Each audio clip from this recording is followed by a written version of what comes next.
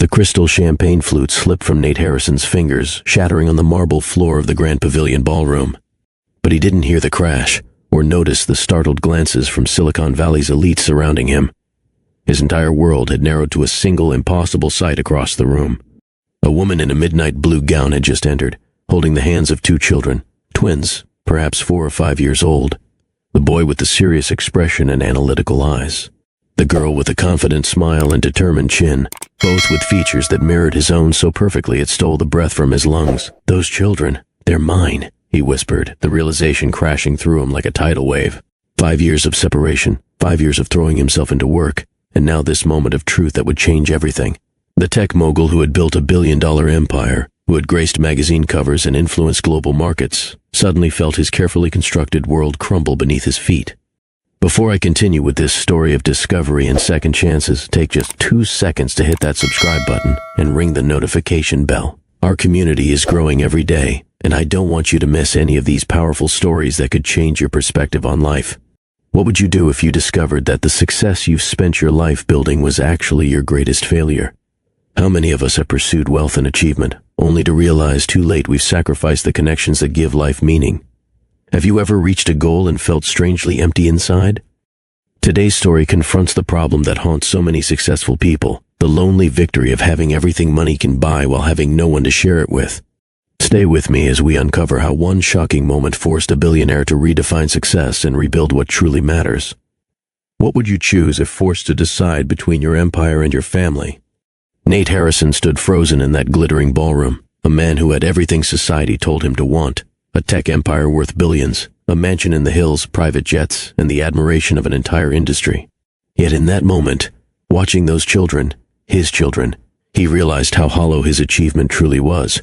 The brutal truth is that life doesn't pause while you're building your empire. The years Nate spent accumulating wealth were the same years his unknown children took their first steps, spoke their first words, and formed their first memories, all without him. Welcome back to Mr. Ross' Story Trail, where we bring you narratives that entertain while revealing profound truths about life. For my returning viewers, thank you for continuing this journey with me. And if you're new here, you've joined us for a particularly powerful story about second chances and rediscovering what truly matters. This channel is dedicated to sharing compelling stories that not only captivate but also teach us valuable lessons we can apply to our own lives. Today's story about Nate Harrison will challenge everything you think you know about success and fulfillment. It's a reminder that sometimes our greatest achievements aren't the ones that can be measured in dollars or accolades.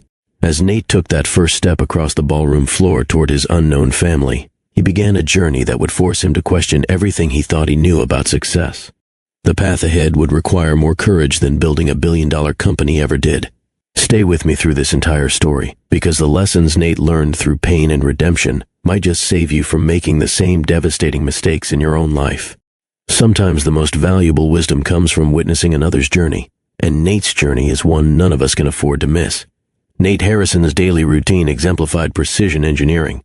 At 5:30 a.m., his smart home system gradually illuminated his bedroom, adjusted the temperature to exactly 68 degrees, and began brewing his preferred single-origin Ethiopian coffee. By 5:45, he was in his home gym, completing a workout designed by a former Olympic trainer. At 6:30, he reviewed market reports while consuming a protein-rich breakfast prepared by his personal chef. By 7:15, his driver would arrive to transport him to Paragon Technologies headquarters in a bulletproof luxury sedan. Every element of his existence had been optimized for maximum efficiency and productivity.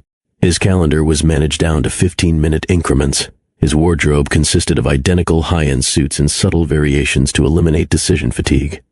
His diet was calibrated to enhance cognitive function. His sleep was monitored by wearable technology that generated reports for his personal physician. What wasn't scheduled into this meticulously crafted life was joy, or connection, or anything resembling genuine human warmth. At 38, Nate had accomplished what tech magazines called the impossible trifecta. He had revolutionized an industry, built a company, valued at over $50 billion, and remained its driving innovative force rather than being pushed aside by investors or board members. His algorithm for predictive data analysis had transformed everything from stock market trading to weather forecasting to medical diagnostics. "You've changed the world," a CNBC host had told him during his last interview. What the host didn't ask, what no one ever asked, was whether changing the world had been worth the cost. whether success tasted as sweet when consumed alone in a mansion designed to impress people who never visited, whether the sound of applause still resonated when it faded into empty rooms. Nate's residence stood as a monument to his success. 12,000 square feet of architectural brilliance perched on a cliff overlooking the Pacific Ocean. Floor-to-ceiling windows captured breathtaking views from every room. An infinity pool seemed to merge with the horizon. A wine cellar housed bottles worth more than most Americans' annual salaries. Yet most rooms remained untouched. The formal dining table, handcrafted from a single 300-year-old redwood, had never hosted a family dinner. The home theater with its custom leather recliners had never echoed with laughter of friends. The guest bedrooms remained in perpetual readiness for visitors who never arrived. His office walls displayed the physical manifestations of his success. The Ernst & Young Entrepreneur of the Year Award, the MIT Technology Review Innovator of the Year plaque, the framed Forbes cover declaring him the man who saw tomorrow. A shelf held the crystal trophy from the World Economic Forum recognizing Paragon's contributions to global data infrastructure. These accolades had once felt meaningful. Now they were just objects gathering dust, requiring a housekeeper to clean twice weekly.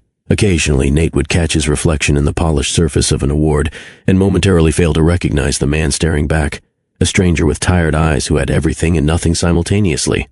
On his bedside table sat the only personal item in the entire house, a small, worn photograph of his parents on their back porch in Minnesota. They had died within months of each other during Paragon's early days, never seeing the empire their son would build. Sometimes Nate wondered if they would recognize him now, not physically, but the person he had become. The annual Innovation Foundation Gala represented the pinnacle of Silicon Valley's social calendar.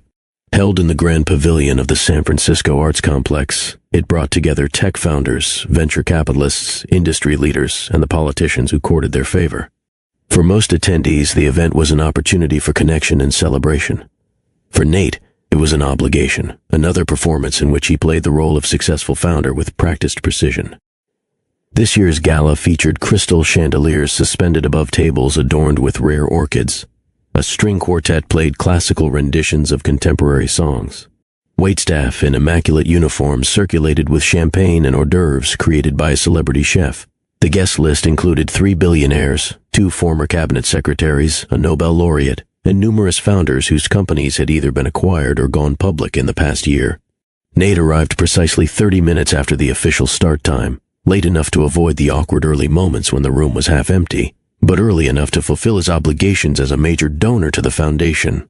He adjusted his custom tuxedo cuffs as he scanned the room, mentally plotting the most efficient path to complete his social requirements for the evening.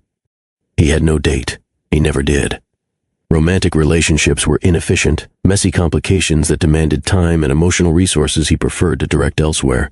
The women he occasionally spent time with understood the boundaries, discreet arrangements with clear expectations and no attachments. None would have been appropriate company for an event of this caliber. Nate, there you are. I was hoping to introduce you to Senator Collins. She's fascinated by your work on predictive algorithms for disaster response. Jefferson Moore, the foundation's chairman, approached with an eager smile and a gray-haired woman in a conservative blue dress. Nate activated his public persona instantly, shoulders back, expression attentive, eyes focused. Senator, it's a pleasure. Your work on the technology infrastructure bill was impressively forward-thinking. The conversation proceeded exactly as thousands before it. Pleasantries exchanged, mutual interests identified, potential collaboration discussed. Nate had mastered the art of seeming fully engaged while remaining fundamentally detached, offering enough of himself to satisfy social conventions while revealing nothing authentic. From the senator, he moved to a conversation with a promising startup founder seeking advice, then to a venture capitalist interested in Paragon's latest acquisition, then to the CEO of a potential partner company. Each interaction followed the same pattern. Listen attentively, offer insightful comments, maintain appropriate eye contact, move on when the objective was accomplished. No one seemed to notice or care that these conversations never veered into personal territory. No one asked about his weekend plans or family holidays or favorite books.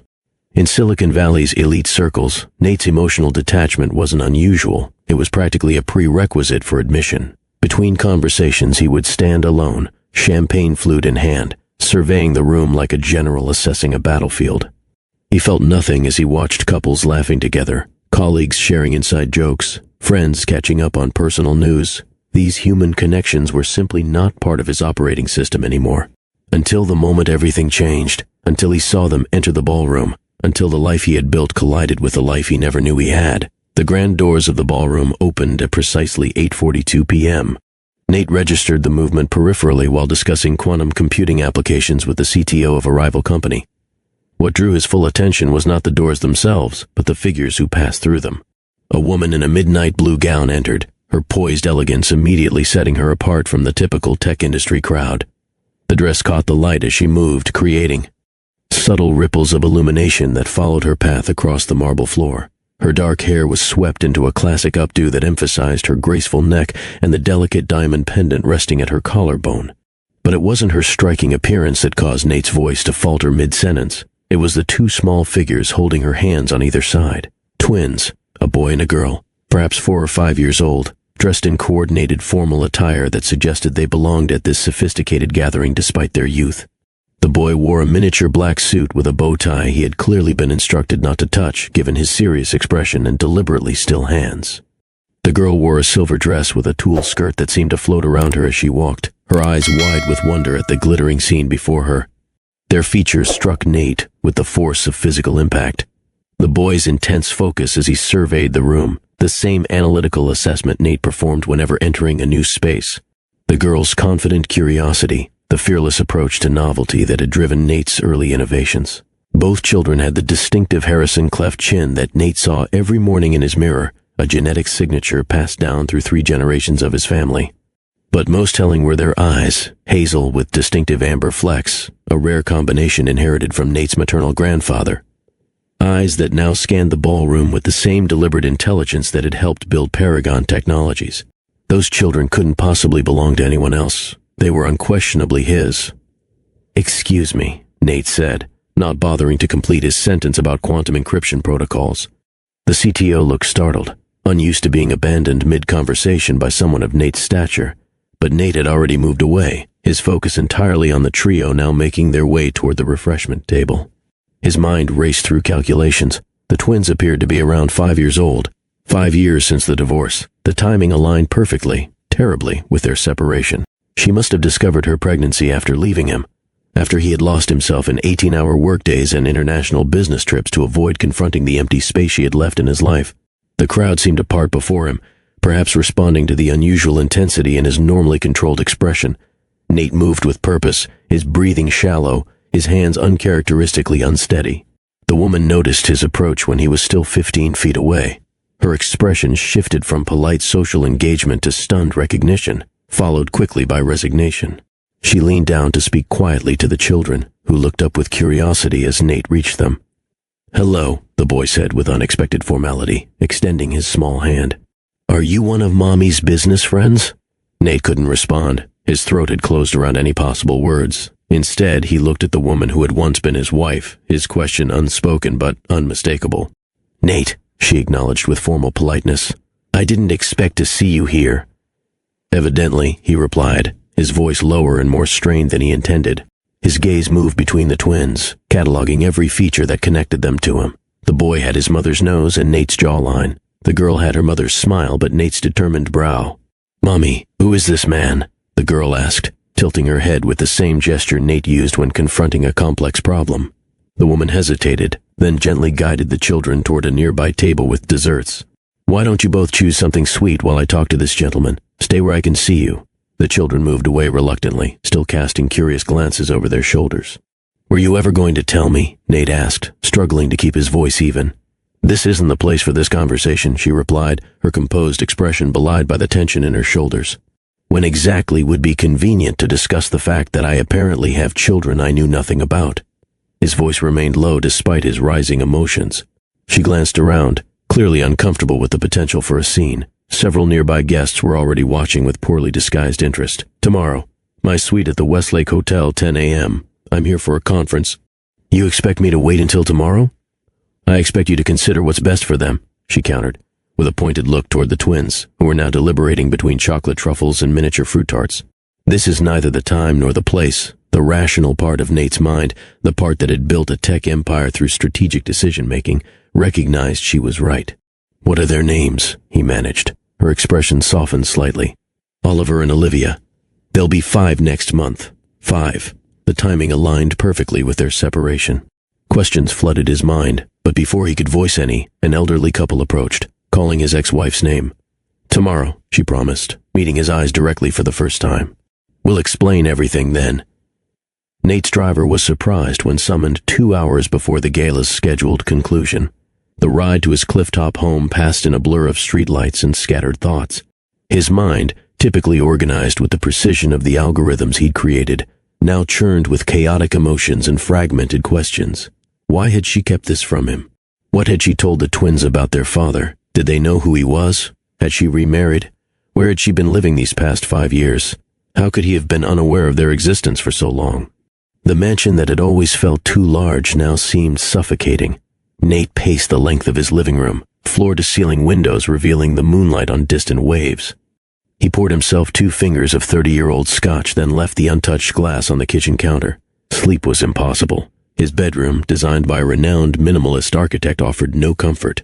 The king-sized bed that had always seemed appropriately scaled for his success now felt absurdly empty. At 3:17 a.m., he found himself in his home office, searching online for information about his former wife. Her consulting firm had received industry recognition. She'd given a keynote address at an international business conference last year, but her personal life remained carefully guarded. No social media presence, no mentions of children in professional profiles. By dawn, Nate had showered, dressed, and consumed 3 cups of black coffee. He instructed his assistant to clear his calendar for the day, something he had never done in the history of Paragon Technologies. Her surprise was evident even through the brief text exchange, but she asked no questions.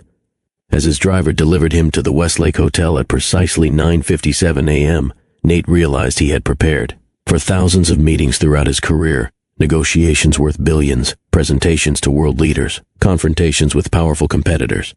None had ever felt as consequential as the conversation that awaited him behind the door of Suite 1217. 12 years before the gala that would change everything, Nate Harrison was just another ambitious programmer with a revolutionary idea. Working from a converted garage apartment in Palo Alto, he'd created an algorithm for predictive data analysis that could transform how businesses operated. The potential was enormous, but potential alone didn't pay rent or fund development.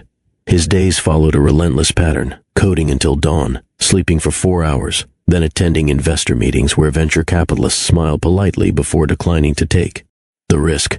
Nights found him hunched over ramen noodles, reviewing code by the glow of a second-hand monitor. The invitation to the Stanford alumni mixer came from his former roommate.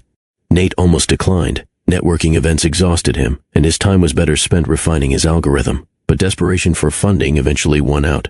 "You look like you'd rather be anywhere else," said a voice beside him, as he stood awkwardly near the refreshment table, mentally revising code. He turned to find a woman holding 2 glasses of wine, offering one to him. Her dark hair was pulled back in a practical style, and she wore a simple black dress rather than the flashier attire favored by most attendees. What captured his attention were her eyes. Sharp, intelligent, observant. "I'm Anna Reeves," she said, "Economics Department. And you're the algorithm guy everyone's been talking about." Nate accepted the wine with surprise. "People are talking about me?" "The academic grapevine is buzzing about your predictive analysis work. Half the business school professors think you're a genius. The other half think you're delusional. And you?" Her smile was both warm and evaluative. "I think most revolutionary ideas sound delusional until they change the world." They spoke for hours that night, long after other guests had departed. Anna was completing her PhD in international economics, specializing in market predictability patterns, a perfect complement to Nate's technical expertise. She asked questions no one else had thought to ask, immediately grasping implications of his work that had taken him months to articulate. "Your patent application has significant gaps," she told him bluntly, as they shared a late-night coffee at a 24-hour diner. "You're leaving yourself vulnerable to intellectual property theft." "I can't afford proper patent attorneys," Nate admitted. "But I know the legal framework," she replied. "I've studied international IP protection extensively. Let me help." That night marked the beginning of both a business partnership and something deeper neither of them had anticipated. The garage apartment soon proved inadequate for their growing vision. They relocated to a small office space in a run-down building at the unfashionable end of San Francisco's tech corridor. The sign on their door, hand-printed by Anna, read Paragon Technologies, a name she had chosen. Paragon means a perfect example of something, she explained. Because that's what we're building. The perfect example of how predictive analysis can transform business intelligence. Their roles emerged naturally. Nate focused on development and technical innovation, while Anna handled business strategy, legal protection, and investor relations. Her doctorate was completed between midnight calls with international clients and early morning pitch preparations. The first year was brutal. Rejection followed rejection as established tech companies dismissed their approach as unworkable. Venture capital firms wanted proof of concept at a scale they couldn't afford to demonstrate. Credit card debt mounted. Both lost weight they couldn't afford to lose. We should consider the East Corp offer, Nate suggested after a particularly devastating investor meeting. The technology conglomerate had offered to buy their patent application for a fraction of its potential value. Anna's response was immediate. Absolutely not. They'll bury the technology to protect their existing products. We didn't come this far to sell out. Her determination sustained them through the darkest periods. When Nate's technical solutions hit walls, Anna would bring fresh perspectives from economic theory. When Anna struggled with investor skepticism, Nate would develop new demonstrations that made the abstract concrete. Their breakthrough came unexpectedly. A mid-sized insurance company agreed to test their algorithm on historical claims data. The results were undeniable. Paragon's system identified patterns that would have saved millions in fraudulent claims while expediting legitimate payouts. Word spread quickly through the industry. Suddenly, the investors who had repeatedly shown them the door were calling daily.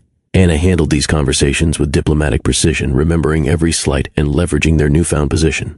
We're accepting funding on our terms, she informed Nate after negotiating their first major investment round. 51% ownership remains with us. The board can advise but not control our direction. Paragon Technologies had officially moved from survival to growth. The transition from business partners to life partners happened gradually, then suddenly. Long nights working side by side evolved into shared meals, which became shared dreams and eventually shared living space. Their relationship developed with the same intensity and focus they brought to building their company. They married 3 years after their first meeting in a small ceremony attended by a handful of friends and family. The reception was held at their new offices, a deliberate choice that symbolized how thoroughly their personal and professional lives had intertwined. We are partners in everything, Nate promised in his vows. Whatever challenges come, we face them together. For a while, they embodied that promise completely. Paragon expanded from its initial focus to develop applications across multiple industries. Each new market conquest felt like a shared victory. Their complementary strengths created a formidable leadership duo that industry publications began to notice. The Harrison Reeves approach represents the future of tech leadership, wrote one prominent business magazine. Technical brilliance balanced by strategic vision, a partnership that has disrupted conventional thinking about data analysis. Their personal happiness seemed to grow alongside Paragon's success. They purchased a modest home near enough to the office for reasonable commutes, but far enough to create separation between work and home life. They discussed children, though both agreed to wait until the company was more established. Those were the golden years, when success felt sweeter because it was shared, when challenges felt manageable because they faced them together, when the future seemed limitless because they would build it as one. Success changed the landscape of their relationship in ways neither had anticipated. As Paragon grew from promising startup to established industry player, the demands on both partners intensified, but not equally.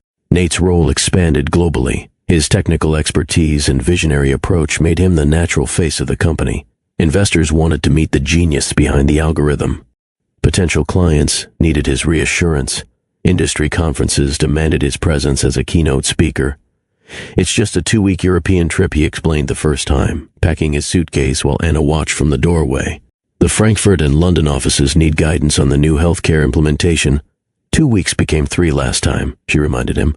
And you promised we'd finalize the plans for our anniversary weekend. We'll celebrate when I get back, he assured her. This expansion is crucial for our long-term growth. These conversations repeated with increasing frequency as months passed. The pattern became familiar. Nate would be called away for business emergencies that couldn't wait. Anna would manage both her responsibilities and the issues he would have handled. Promises for quality time together would be made and broken. Their communication gradually shifted from the deep, exploratory conversations that had defined their early relationship to practical exchanges about schedules, commitments, and company matters. The emotional connection that had once felt effortless now required work neither had energy to invest. When did we last have dinner together without discussing Paragon? Anna asked one night as they reviewed quarterly projections in their home office. Nate looked up, momentarily confused by the question. "We had lunch together yesterday. We had a working lunch with the marketing team," she corrected. "That's not the same thing. We're building something extraordinary," he replied, returning to the projections. "Sometimes that requires sacrifice. I just wonder what we're sacrificing," she said quietly. The warning signs were there, had either chosen to recognize them. Their home became a secondary office. Conversations about starting a family were repeatedly postponed. Separate business trips meant they sometimes went weeks without seeing each other. The emotional distance grew in proportion to Paragon's success. Their 5th wedding anniversary should have been a celebration of both personal and professional triumphs. Paragon Technologies had exceeded all projections, with valuation approaching billions. They had survived the challenges that destroyed most startups and emerged stronger. Anna had planned a weekend getaway to the coastal bed and breakfast where they had spent their wedding night. For 3 months, she protected those dates on their calendars, arranging coverage for their responsibilities and declining important invitations. 2 days before their planned departure, Nate called from the Tokyo office. "Transglobal is ready to sign the largest contract in our history." His voice came through the speakerphone, excitement evident despite the poor connection. "But their CEO wants to negotiate certain terms personally. I need to fly to New York tomorrow." "Tomorrow is Thursday," Anna said, her voice carefully controlled. "We're supposed to leave for the coast Friday morning, for our anniversary." A pause followed. "I completely forgot. Can we reschedule? This deal will transform our market position." "We've rescheduled 3 times, she reminded him. "I've declined the Beijing conference and the Washington Policy Forum specifically to protect these dates." "This is different," he insisted. "This is the deal we've been working toward for years. You understand how important this is for Paragon." "I understand that Paragon always comes first," she replied. "Ahead of me, ahead of us, ahead of every promise you've made." "That's not fair," Nate protested. "I'm building our future. There won't be an us in that future if you're never present in our life now." The conversation deteriorated further, old frustrations surfacing on both sides. It ended with Nate promising to make it up to her, and Anna's silence speaking volumes about her disbelief. When Nate returned from New York 4 days later, the negotiations having taken longer than anticipated, the house was unnaturally quiet. Anna's closet stood half empty. Her personal items had vanished from the bathroom. Her laptop was missing from the home office. A single sheet of paper waited on the kitchen counter. "I can't compete with your company anymore. I'm filing for divorce." He called repeatedly, but she had already changed her number. He sent emails that received automated responses about her resignation from Paragon Technologies. The divorce papers arrived via courier a week later, requesting a settlement far smaller than her contributions to the company warranted. Nate threw himself deeper into work, expanding Paragon into a tech empire worth billions. On the surface, he had everything. Yet standing in that ballroom 5 years later, watching Anna guide those children, his children, through the crowd, he realized how empty his success truly was. The Westlake Hotel stood in stark contrast to Nate's preferred accommodations. Where he gravitated toward ultramodern minimalism, this establishment embraced classic elegance, mahogany paneling, brass fixtures, and staff who recognized returning guests by name rather than status. The modest luxury suggested practicality over ostentation, precisely the choice Anna would make. Nate arrived at 9:57 a.m., having circled the block twice to avoid appearing overeager. The elevator ride to the 12th floor provided 30 seconds of solitude to compose himself. His reflection in the polished doors revealed a man he barely recognized. Hair perfectly styled, suit impeccably tailored, yet eyes betraying a sleepless night and shoulders tight with tension. Suite 1217 was at the end of a carpeted hallway. Nate's hand hesitated briefly before knocking, 3 precise taps that reflected his attempt at controlled composure. Anna opened the door immediately, as though she'd been waiting just inside. She wore simple black slacks and a cream blouse, her dark hair pulled back in a practical style reminiscent of when they'd first met. The familiarity of her appearance collided with the strangeness of their situation, creating a disorienting sense of temporal displacement. "The twins are with my sister at the Children's Museum," she explained, gesturing him inside. "I thought we should talk privately first." The suite was modest by Nate's standards, a sitting area with a small dining table, doors leading presumably to bedrooms where his children had slept the previous night. A half-empty cup of coffee sat on the table alongside a folder of papers and a tablet displaying what appeared to be business projections. "Would you like coffee?" Anna asked, her tone deliberately neutral. "No," Nate replied, remaining standing as she returned to her seat on the sofa.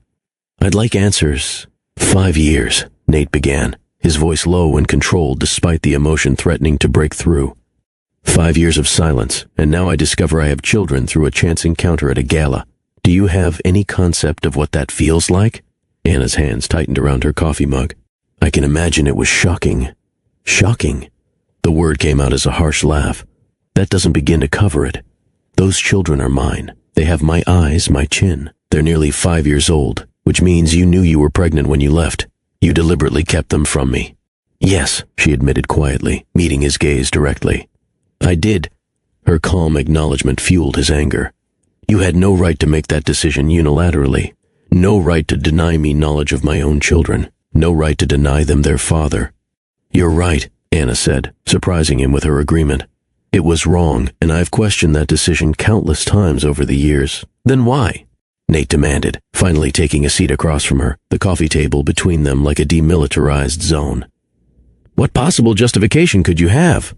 I found out I was pregnant 3 weeks after I left, Anna began, setting down her mug.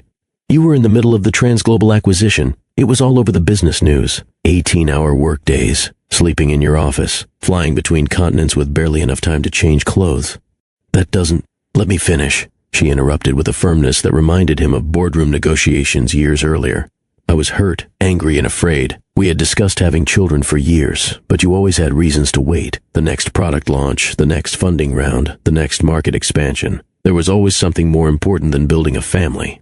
The company was always your priority, never me, Anna continued. I had watched our marriage become secondary to Paragon's needs for years. Why would I believe our children would be any different? Nate stood abruptly, moving to the window. The city spread below, people continuing their lives unaware of the emotional hurricane contained within these walls. You still should have told me, he said finally, his back to her. I had the right to know. Yes, she agreed softly. You did. When Nate turned back, Anna's composed expression had faltered, revealing something vulnerable beneath. I was going to tell you, she admitted. I drafted dozens of emails, picked up the phone countless times. By the time I gathered the courage, I was 5 months pregnant, and your company had just gone public. Your face was on the cover of Fortune magazine, and the article mentioned you hadn't taken a day off in 8 months. She brushed a strand of hair from her face, a gesture so familiar it created an unexpected ache in Nate's chest. I convinced myself you were better off focused on your empire building, that disrupting your life with this news would benefit no one, that the children and I would be fine on our own. Her gaze met his directly, but those were rationalizations for my fear and pride. What changed? Nate asked, returning to his seat. Why come back now? Why attend that gala knowing I might be there? Anna looked down at her hands. My consulting firm is expanding. We're opening an office in San Francisco, and I'll be relocating here with the children next month. I wanted to see you first, gauge how you might react before approaching you formally. So last night wasn't planned? No. My client invited me last minute. I had no childcare, so I brought the twins. She met his gaze directly. I was going to contact you next week. I've been trying to find the courage for months. The anger that had sustained Nate through the sleepless night began to dissipate, replaced by a complex mixture of grief for lost years and tentative hope for what might come. What have you told them about me? He asked, his voice softer than before. The truth, a simplified version, Anna answered. That you're their father, that you run an important technology company, and that someday they'd meet you. She hesitated before adding, I never spoke negatively about you, Nate. I promise. Do they have my name? Harrison is their middle name. I thought it would be easier for school enrollment with my surname, but I wanted them to have that connection to you. Nate nodded, absorbing this small concession. Tell me about them. Something in Anna's expression softened, maternal pride breaking through her careful composure. Oliver is analytical and methodical. So much like you, it sometimes takes my breath away. He disassembled our microwave at age 3 because he needed to understand the heating mechanism. He's already coding simple games on the computer my sister gave him for Christmas. A small smile touched Nate's lips despite himself. And Olivia? Fearless and determined. When she decides something matters, nothing deters her. Last year, she decided our neighborhood needed a community garden. She petitioned the building manager, created presentation boards with crop rotation schedules, and organized a committee of residents to maintain it. She was 4 years old. Pride swelled in Nate's chest for accomplishments he'd had no part in nurturing. They sound extraordinary.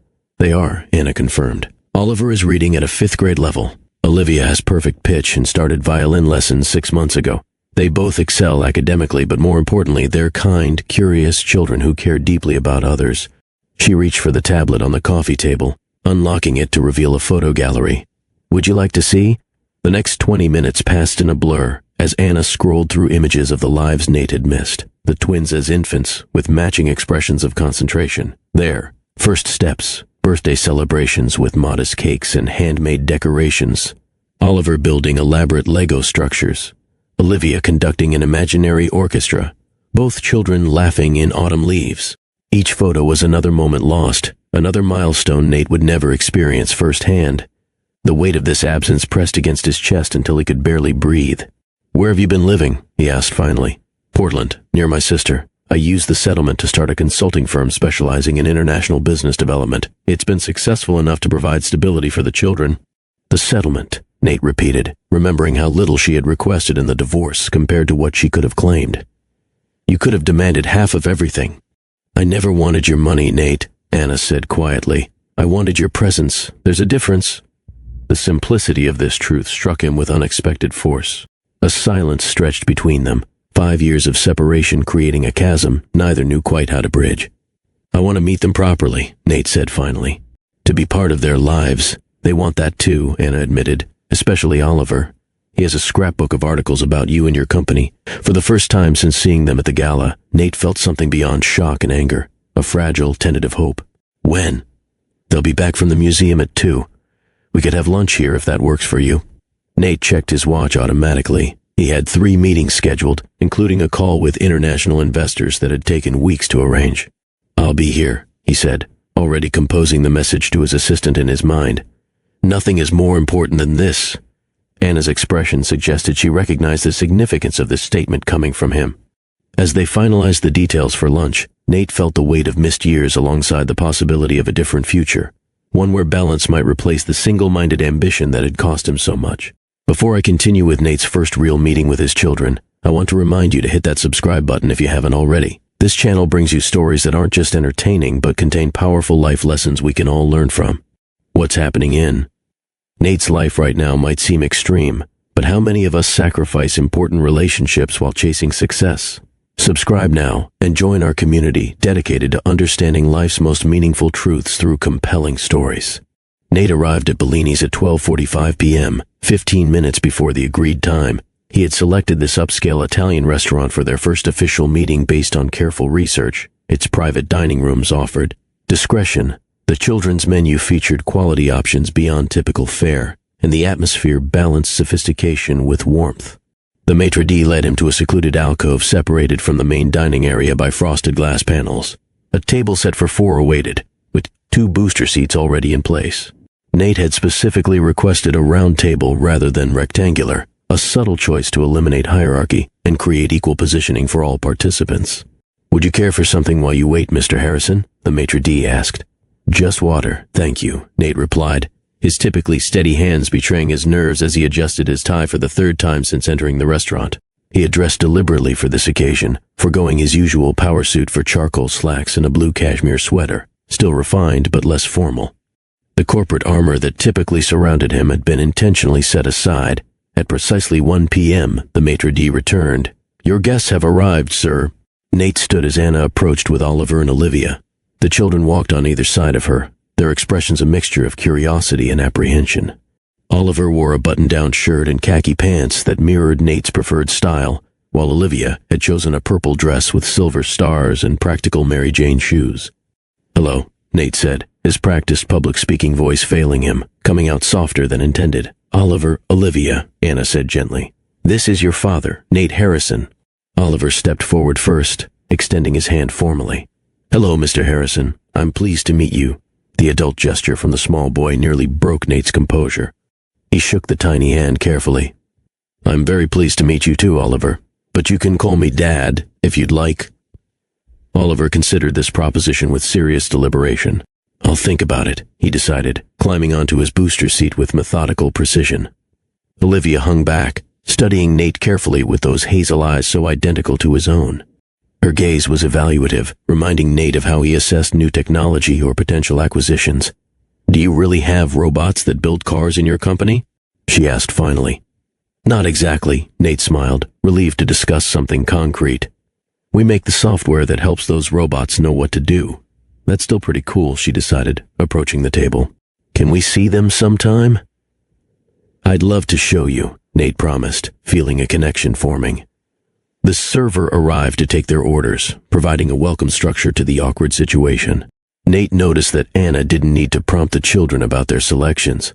They ordered confidently, with Oliver requesting specific modifications to his pasta and Olivia asking detailed questions about the chicken preparation. They've been dining in restaurants since they were 2, Anna explained, noticing Nate's observation. I believe children rise to the expectations we set. A philosophy that clearly works, Nate acknowledged, remembering how Anna had applied similar principles to junior employees at Paragon, often with remarkable results. As the server departed, a weighted silence fell over the table. I understand you enjoy coding, Oliver, Nate offered, recalling Anna's earlier description. The boy's expression brightened immediately. I'm learning Python at my after-school program. I made a game where you have to solve math puzzles to advance levels. That's impressive. Python is an excellent foundation language. Mom says you're super smart with computers, Oliver continued, warming to the subject. She showed us articles about your company. Maybe we could work on some projects together, Nate suggested, trying to keep his voice casual despite the significance of the offer. I'd like that, Oliver replied seriously. The arrival of appetizers, calamari and bruschetta that Anna had ordered for the table, created a natural break in conversation. Nate observed how the twins handled the shared plates with practiced courtesy, waiting their turns and thanking each other when passing items. And what about you, Olivia? Nate asked, turning to his daughter. Your mother mentioned you play violin. Olivia's eyes lit up. Yes, I have a quarter-size violin that's just for me. My teacher says I have exceptional intonation awareness for my age. She practices every morning before school, Anna added. Without being reminded, that takes dedication, Nate said, genuinely impressed. I played piano briefly as a child but lacked the discipline to continue. You play piano? Olivia asked with sudden interest. Very badly, and not for many years, Nate admitted. Our apartment has a piano, she informed him. Maybe you could try again. The simple invitation, so innocently offered, contained worlds of possibility that tightened Nate's throat unexpectedly. I'd like that, he managed. As the meal progressed, conversation became easier. Oliver explained his theories about black holes with surprising accuracy for a 5-year-old. Olivia described the community garden she had organized with enthusiastic hand gestures that nearly toppled her water glass twice. Nate found himself leaning forward, absorbing every detail, asking questions that revealed more about their personalities and interests. The children's initial reserve gradually melted as they recognized his genuine interest. Would you like to see my drawings? Olivia asked as they waited for dessert, pulling a small notebook from the backpack Anna had brought. I'd love to, Nate replied. She moved to sit beside him, opening the notebook to reveal remarkably detailed sketches for a child her age. Houses with architectural elements properly proportioned, animals with anatomically correct features, people with expressive faces. These are extraordinary, Nate said honestly. You have real talent. Mom says I get it from you, Olivia informed him. She said you used to draw building designs before you made computers. Nate glanced at Anna in surprise. He had indeed sketched architectural concepts during college, a hobby abandoned as Paragon consumed his time. That was a long time ago, he said. Do you still draw? Olivia asked. No, I lost the habit. You should start again, she advised with 5-year-old certainty. It's good for your brain. My art teacher says so. Not to be outdone, Oliver joined them, bringing his own notebook filled with complex patterns and what appeared to be rudimentary code. I'm designing a robot that could clean oceans, he explained seriously. The pollution statistics are alarming. Environmental engineering combined with programming, Nate observed. That's forward thinking. Mom helps with the research, Oliver said. But I need someone who understands the coding parts better. The implied request hung in the air, an opportunity Nate recognized immediately. I might know something about that, he offered carefully. From her position across the table, Anna watched the interaction unfold with mixed emotions. For years, she had carried the burden of her decision, questioning whether she had done the right thing for her children. Seeing them connect with Nate, seeing parts of themselves reflected in him, stirred complicated feelings. The man sitting with their children wasn't quite the Nate she had left 5 years ago. His focus seemed different, fully present in a way he rarely had been during their marriage. The Nate she had known would have checked his phone repeatedly, mentally calculating the work accumulating in his absence. This Nate hadn't glanced at his device once. As dessert arrived, gelato for the children, espresso for the adults, Anna noticed how naturally Nate responded to Oliver's detailed questions about artificial intelligence. He didn't simplify excessively or use condescending language. He spoke to his son as a thinking person capable of understanding complex concepts, adjusting his vocabulary but not underestimating the child's comprehension. With Olivia, he showed patience when she spilled water, helping clean up without criticism. He listened attentively to her elaborate story about a classroom turtle, asking follow-up questions that demonstrated genuine interest rather than polite pretense. These were not the actions of the husband who had consistently prioritized business over personal connection. The change gave Anna pause, raising questions about the future that she wasn't yet ready to confront. When Nate caught her watching, something passed between them, an acknowledgement of what had been lost and what might still be salvaged, not for themselves, but for these two children who deserved a complete family in whatever form that might take. As lunch concluded, the twins showed clear reluctance to leave. "When will we see you again?" Oliver asked directly.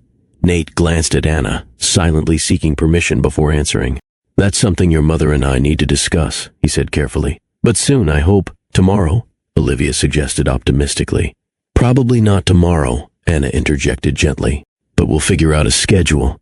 "A schedule is good," Oliver approved. "Predictable patterns create security." Nate smiled at the adult phrasing. "That's absolutely right." As they prepared to leave, Olivia unexpectedly wrapped her arms around Nate's waist in a quick hug that ended before he could properly respond. Oliver offered another formal handshake, though his expression had softened considerably since their introduction. Watching them walk away, Nate felt something fundamental shift within him, priorities rearranging themselves without conscious effort, his perception of what constituted important work transforming in the space of a single meal. The day following their lunch at Bellini's, Nate arrived at Paragon Technologies headquarters at 5:30 a.m., a full hour earlier than his typical schedule. The building stood nearly empty, security guards nodding with familiar respect as he passed through the lobby toward the executive elevator. His corner office on the 38th floor offered commanding views of the bay, dawn just beginning to illuminate the water. For 8 years, this space had been his true home, where he felt most competent, most powerful, most himself. The designer furniture, advanced technology displays, and meticulously organized environment reflected his precise, controlled approach to business and life. This morning, however, he barely noticed the panoramic vista or the waiting stack of contracts requiring his signature. Instead, he activated the conference screen on his wall and called his most trusted executives. "I need everyone in the main boardroom at 7:30, he instructed his COO, cutting through the man's surprised greeting. "Full leadership team, no exceptions." "Is everything all right?" the COO asked, concern evident even through the digital display. In 6 years working together, Nate had never called an emergency meeting without at least 24 hours' notice. "Everything's fine," Nate replied, "but significant changes are coming." For the next 2 hours, Nate drafted a comprehensive restructuring plan that would have been unimaginable just days earlier. His focus remained absolute, but the motivation driving this intense concentration had fundamentally shifted. At precisely 7:30, he entered the boardroom where 12 executives waited, expressions ranging from curious to concerned. These were Paragon's most senior leaders, individuals who had helped build the company from promising startup to global powerhouse. Many had sacrificed personal lives similar to his own in service to Paragon's growth. "Thank you for coming on such short notice," Nate began, remaining standing rather than taking his usual position at the head of the table. "As of today, Paragon Technologies is implementing significant operational changes." He paused, noting their tense postures, the nervous glances exchanged. "I've recently learned I have 5-year-old twins," he continued, his direct approach causing visible shock around the table. "Children I intend to be actively present for. This necessitates restructuring both my role and our executive decision-making processes." For the next 40 to 5 minutes, Nate outlined his plan with characteristic precision. Daily operations would shift to a newly formed executive committee. His personal involvement would focus on strategic direction and innovation rather than routine management. His infamous 70-hour work weeks would end, replaced by a structured schedule that prioritized family commitments alongside business responsibilities. To be absolutely clear, he concluded, meeting each person's gaze in turn, this is not a temporary adjustment. This is Paragon's new operational reality. The silence following his announcement stretched uncomfortably until his COO finally spoke. "We'll make this work, Nate. Congratulations on becoming a father." Others nodded agreement, though uncertainty lingered in their expressions. The company had always reflected its founder's all-consuming work ethic and single-minded focus. The man standing before them now, prioritizing family over expansion, represented uncharted territory for Paragon Technologies. The changes began immediately and extended far beyond Paragon's organizational chart. Nate purchased a property in the same upscale neighborhood, where Anna had secured an apartment for their upcoming relocation. The 4-bedroom home featured a backyard with mature trees, proximity to excellent schools, and most importantly, a 7-minute walk to where his children would live. His carefully curated minimalist decor was discarded in favor of creating welcoming spaces for 5-year-olds. A renowned interior designer who specialized in family homes transformed empty rooms into personalized havens that would reflect Oliver and Olivia's distinct personalities. Oliver enjoys astronomy and building activities, Nate instructed the designer. Olivia loves music and art. They'll need study areas appropriate for their age, but adaptable as they grow. How often will the children be staying with you? The designer asked practically. The question stopped Nate momentarily. He had yet to establish those details with Anna. Initially, perhaps a few days weekly. Eventually, I don't know. This uncertainty pervaded his preparations. How to balance being an enthusiastic new presence in their lives without overwhelming them. How to establish himself as a parent, rather than an interesting visitor. How to make up for 5 years of absence without trying to compress that lost time into their first weeks together. His executive assistant observed these changes with measured concern. You've declined the Singapore conference, she noted, reviewing his calendar adjustments. And the board retreat in Aspen, and the tech summit in Berlin. Yes, Nate confirmed without elaboration. You haven't missed the Singapore conference in 7 years, she continued cautiously. The Asian market partners specifically request your attendance. They'll adapt, Nate replied, his tone closing further discussion. Send the COO and VP of International Relations instead. For a man who had built his identity around professional achievement, this rapid reconstruction of priorities created inevitable internal conflict. Late at night, alone in his new home furnished for children who hadn't yet visited, doubts occasionally surfaced. Could he succeed at fatherhood when he'd failed so thoroughly at marriage? Would his children forgive his absence once the novelty of meeting him faded? Was he capable of the emotional presence they deserved?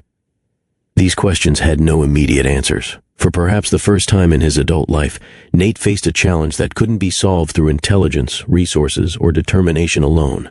3 days after their lunch at Bellini's, Nate met Anna at a neutral location, a private meeting room at her lawyer's office. She arrived with a folder containing detailed information about the children's routines, medical history, educational progress, and preferences.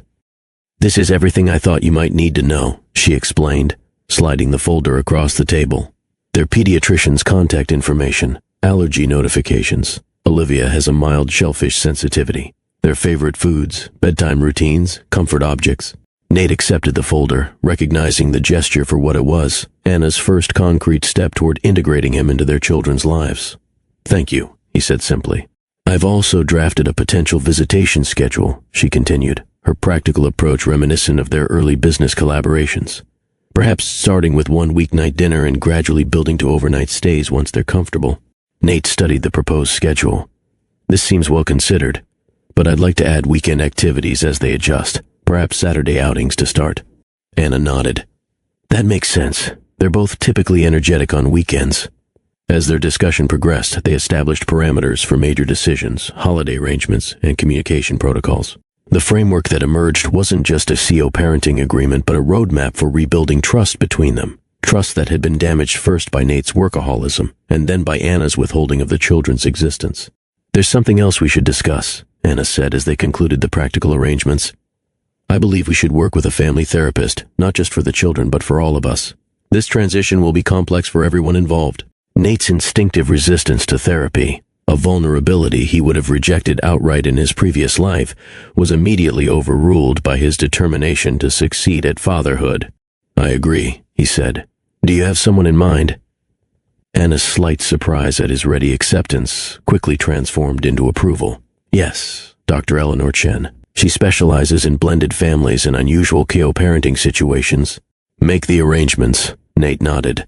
Whatever schedule works for you and the children. As they prepared to leave, Anna paused. This is unfamiliar territory for all of us. There will be missteps along the way. I understand, Nate replied. I'm committed to making this work, regardless of challenges. The statement, so simple yet profound in its departure from his former approach to obstacles, marked a fundamental shift in his understanding of commitment itself.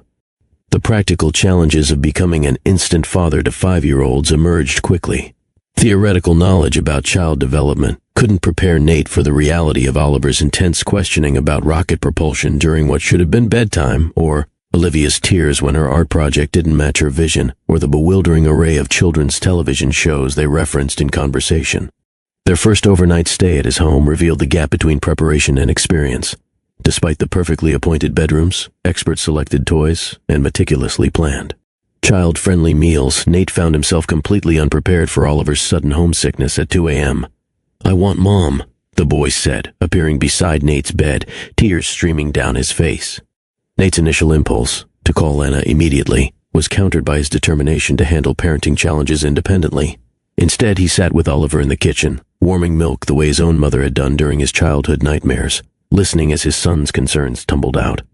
"What if Mom forgets where I am? What if she needs me? What if she's lonely without us?" The vulnerability beneath these questions, the worry that people who leave might not return, struck Nate with painful clarity.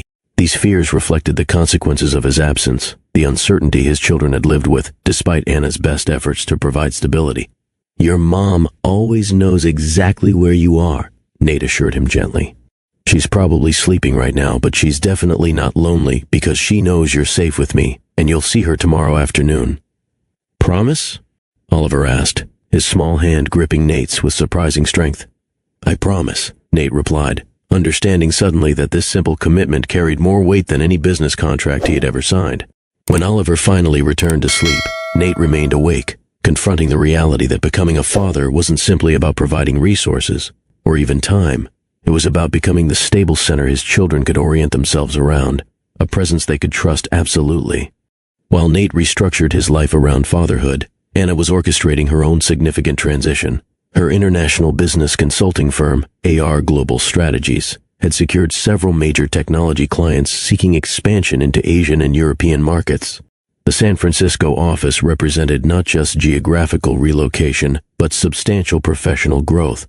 "We're leasing the entire 15th floor in the Montgomery building," she explained during a CEO parenting discussion. The firm has grown to 27 consultants, with plans to add another 15 positions once we're established here. The success she had built independently impressed Nate, though he recognized it shouldn't surprise him. Anna's strategic thinking and cross-cultural business acumen had been instrumental in Paragon's early international expansion. "The children will be attending Westridge Academy," she continued. "It's 3 blocks from my office and has an excellent after-school program with both academic enrichment and creative activities."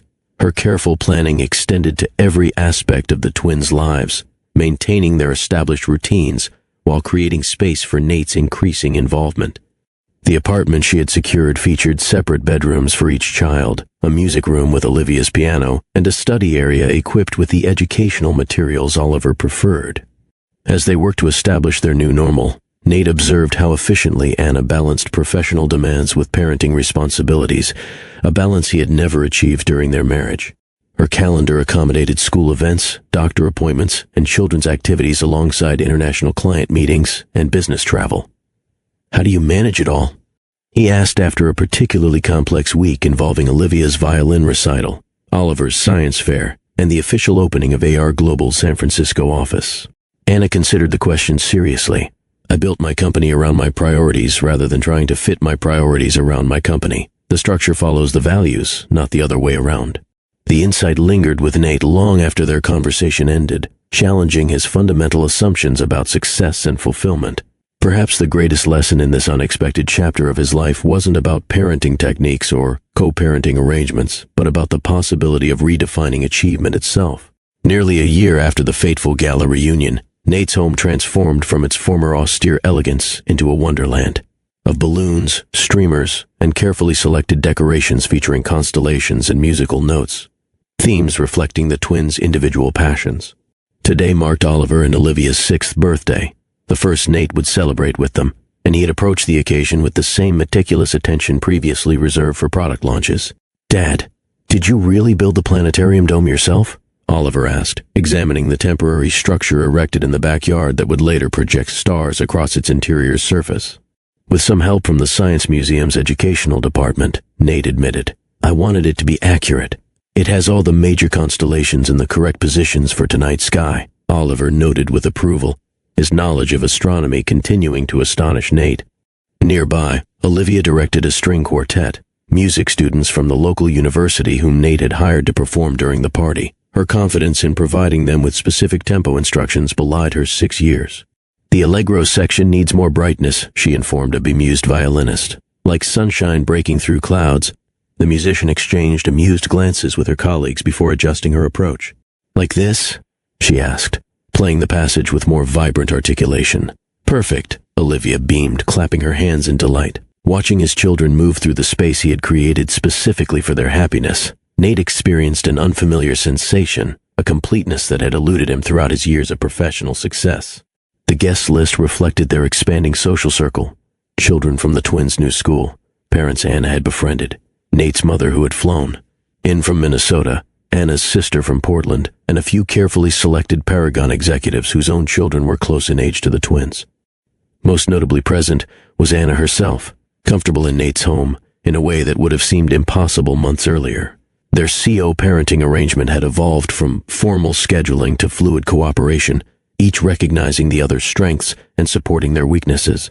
"You've done an incredible job with all this," Anna commented, joining Nate by the refreshment table as they watched Oliver explain the physics of rocket launches to a cluster of fascinated classmates. "They'll remember this birthday forever." "I had excellent guidance," Nate acknowledged, referencing her detailed notes about the twins' preferences. "And a motivated event planning team." Anna smiled. "Your team went significantly beyond requirements. The astronomical dome and string quartet weren't on my suggestion list. Perhaps I got carried away," Nate admitted. "No," Anna corrected gently. "You paid attention to who they are. That matters more than any elaborate gesture." This observation captured the fundamental change in Nate's approach to relationships. Where once he had substituted expensive gifts for personal engagement, he now invested both resources and genuine presence. The planetarium dome wasn't meaningful because it was impressive, but because it reflected Oliver's specific interests and Nate's attention to them. As the afternoon progressed, Nate noticed how naturally Anna interacted with his mother, their conversation flowing easily, punctuated by shared smiles when observing the twins. This growing connection between the important people in his children's lives created a sense of family that transcended conventional boundaries. "Mom showed me pictures of you as a little boy," Olivia informed Nate, as he helped her adjust the paper crown she'd received from a classmate. "He looked serious, just like Oliver." "Was I that obvious even then?" Nate asked, smiling. "Mom said you were thinking important thoughts," Olivia reported solemnly. "Just like Oliver does." These casual references to conversations between Anna and his mother about him, conversations that happened without rancor or bitterness, represented healing he hadn't dared hope for when this journey began. During the cake ceremony, Nate found himself standing beside Anna, their shoulders almost touching as they encouraged the twins to make wishes before blowing out their candles. The moment felt both ordinary and extraordinary, a simple family tradition they were experiencing together despite the complex path that had brought them to this point. After the guests departed and the twins fell asleep in their rooms, spaces that now contained favorite books, treasured toys, and the comfortable familiarity of regular use, Nate and Anna sat on his terrace overlooking the bay. The evening air carried a slight chill, prompting Nate to offer her the light throw kept for such occasions. "Thank you," Anna said, wrapping it around her shoulders. "For everything today." They were truly happy. "They're remarkable children," Nate replied. "You did an amazing job raising them alone all these years." "Not always so amazing," she admitted. "There were difficult days, moments I wished for support, for their sake and mine." The honesty in her statement created an opening for his own truth. "I never stopped loving you," he confessed quietly. "Even when I was furious about the twins, I couldn't hate you." Anna was silent for a long moment, her gaze fixed on the distant lights reflecting across the water. "Love wasn't our problem, Nate. Priorities were. You loved me, but you loved your work more. I thought they were the same thing," he acknowledged. "That building Paragon was building our future." He looked at her directly. "I was wrong. And now?" she asked, her expression carefully neutral. "Now I understand what matters. These past months with Oliver and Olivia have taught me more than the previous decade of success." He hesitated. "I'm not asking for reconciliation, Anna, just acknowledging the truth."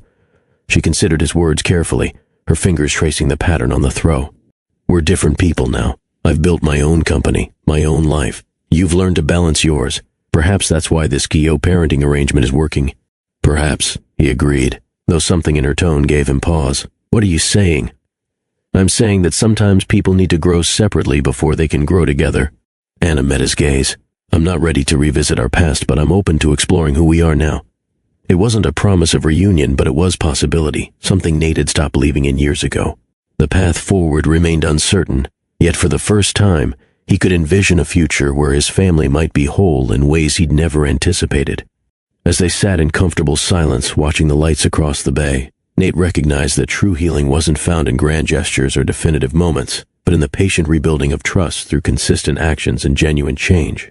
Before we continue with Nate and Anna's journey, I want to remind you that stories like these contain valuable lessons for all of us. Hit that subscribe button now if you haven't already, and make sure to ring the notification bell. Our channel delivers powerful narratives that entertain while teaching us about what truly matters in life. Your support helps us continue sharing these meaningful stories that can change perspectives and touch hearts. Subscribe now and join our community of thoughtful viewers seeking wisdom through storytelling. 6 months after the twins' birthday celebration, an unexpected opportunity arose that brought Anna and Nate's professional worlds into alignment.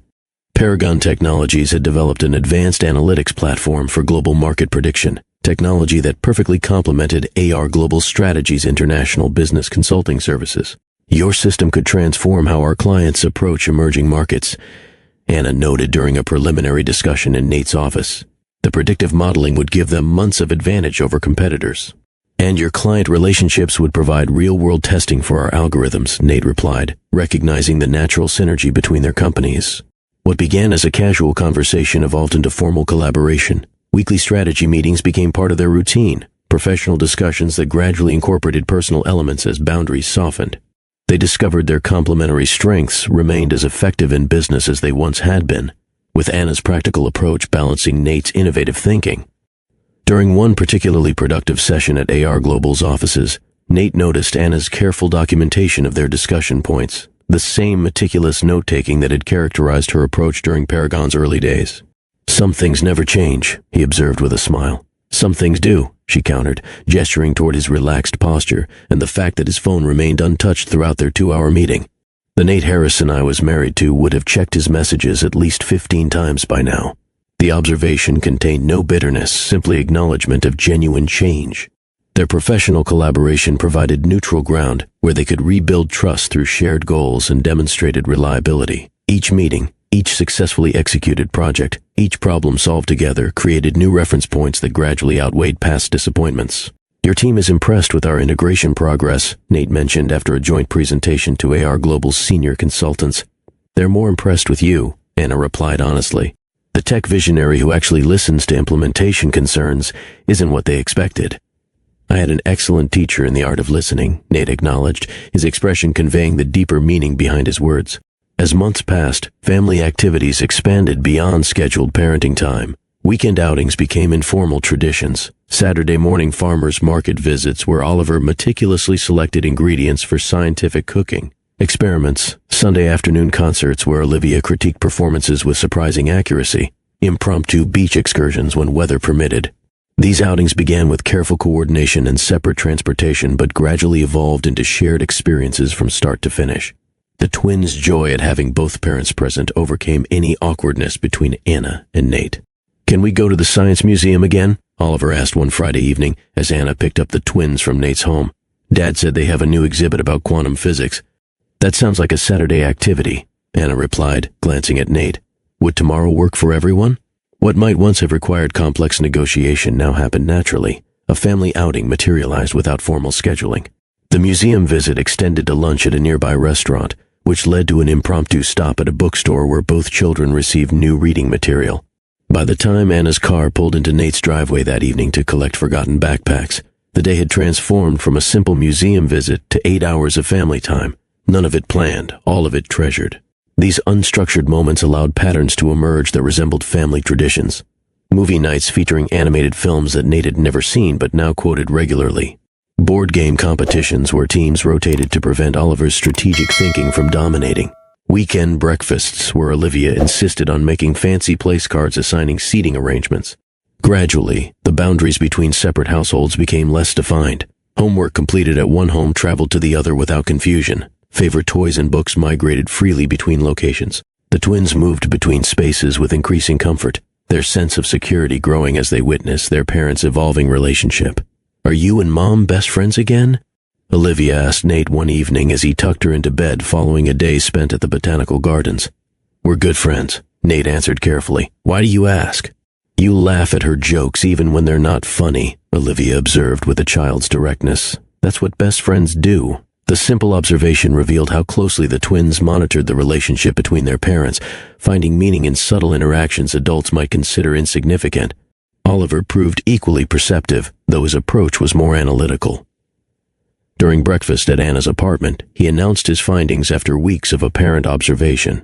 "Dad stays for dinner 43% more often than he did 3 months ago," he declared, while meticulously spreading jam on his toast. "And you visit his house 27% more frequently." Anna nearly choked on her coffee. "Have you been keeping statistics on us?" "I made a spreadsheet," Oliver confirmed seriously. "I'm tracking patterns." "What patterns are you looking for exactly?" Nate asked, both amused and slightly concerned. Oliver's expression remained earnest. "Family cohesion variables.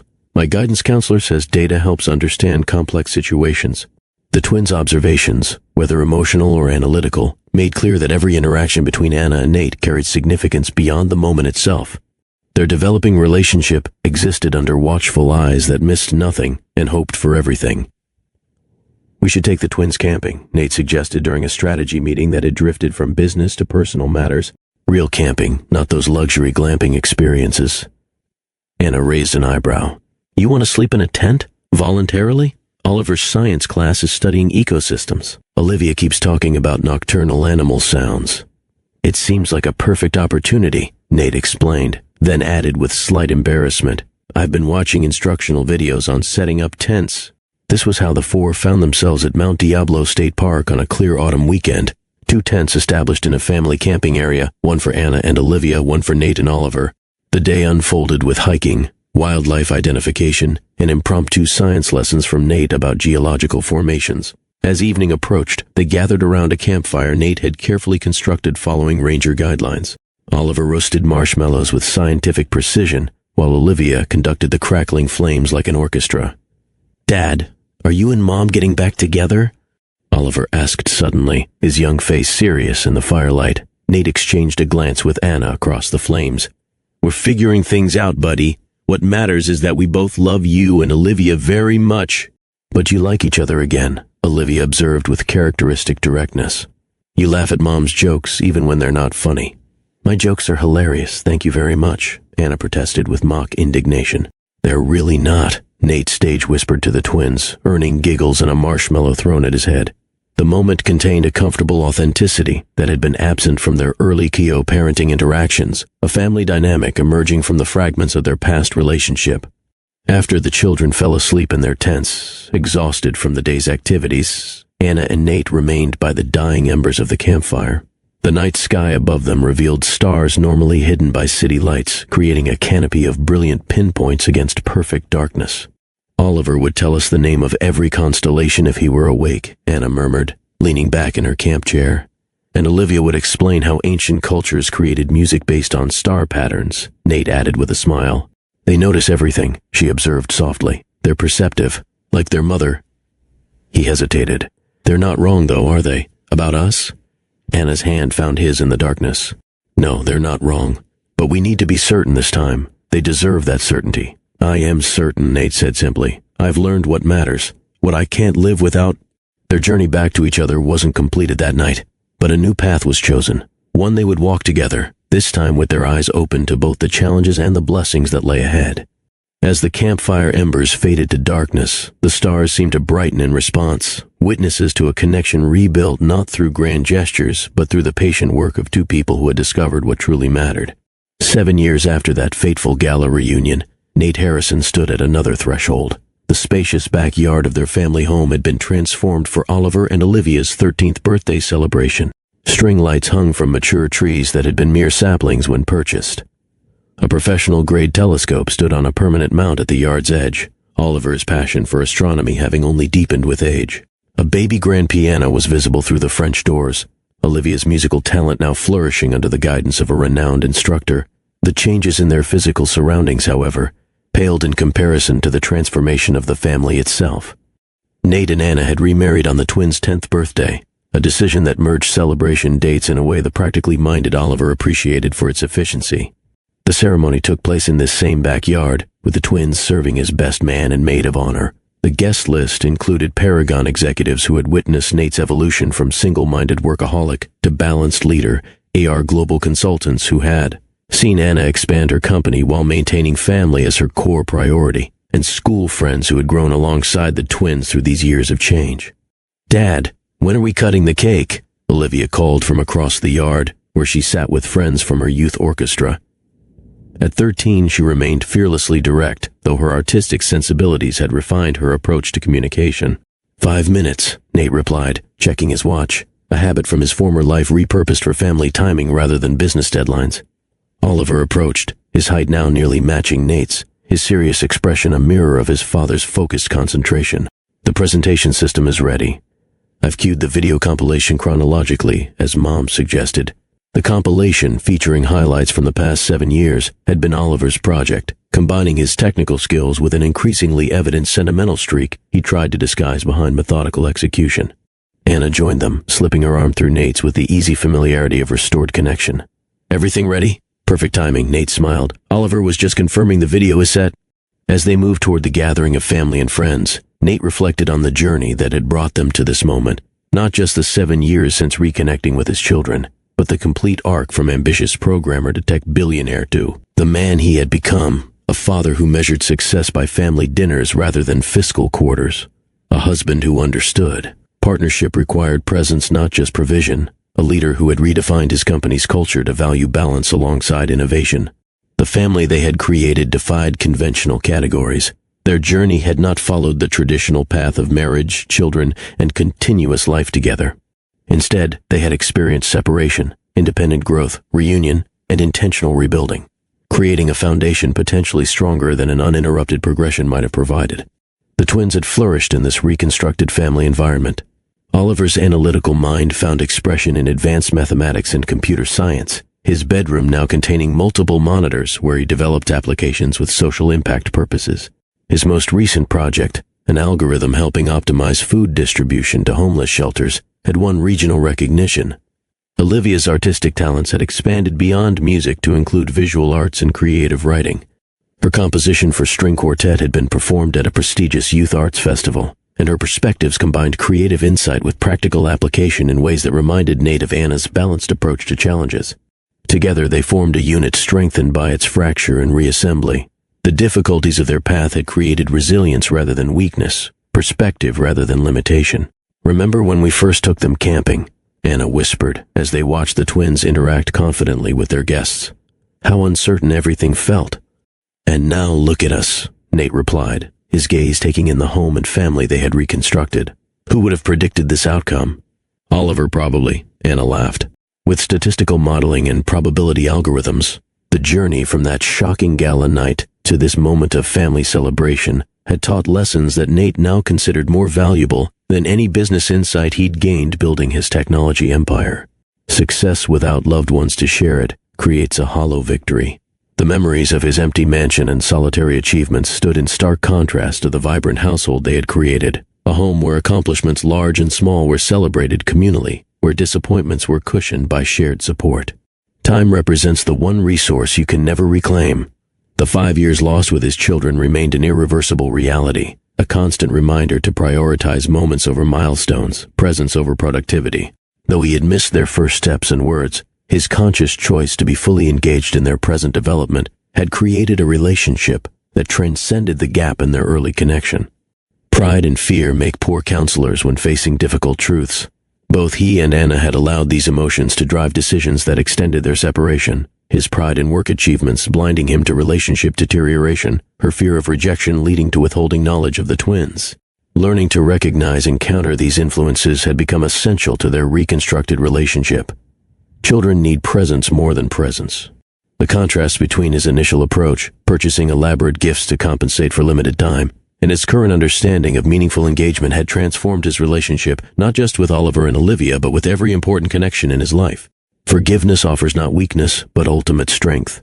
The capacity to move beyond justified anger toward constructive rebuilding had required strength beyond anything his business challenges had demanded.